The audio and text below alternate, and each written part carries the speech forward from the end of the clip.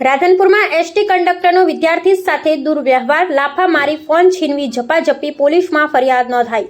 રાધનપુર તાલુકામાં એસટી બસના કંડક્ટર દ્વારા વિદ્યાર્થી સાથે દુર્વ્યવહારની ગંભીર ઘટના સામે આવી છે।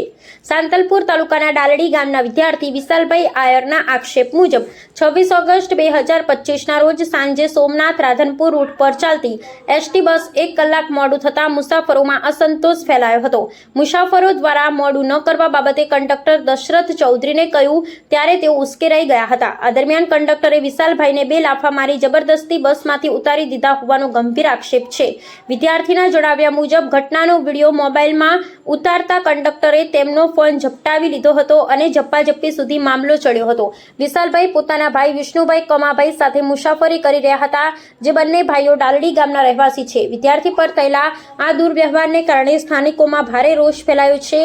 લોકોનું કહેવું છે કે મુસાફરો, ખાસ કરી વિદ્યાર્થીઓની સાથે આ પ્રકારનું વર્તન અક્ષમ્ય છે। જવાબદાર કંડક્ટર સામે તાત્કાલિક કડક કાર્યવાહી કાયદેસર થવી જોઈએ તેવી માંગ ઉઠી છે। આ બનાવને લઈ વિદ્યાર્થીઓના પક્ષકાર દ્વારા રાધનપુર પોલીસ સ્ટેશનમાં સત્તાવાર અરજી ફરિયાદ નોંધવામાં આવી છે, જેમાં કંડક્ટર દશરથ ચૌધરી વિરુદ્ધ કાયદેસર કાર્યવાહી કરવા માંગણી કરવામાં આવી છે। રિપોર્ટ નાથાલાલ ઠાકોર, રાધનપુર।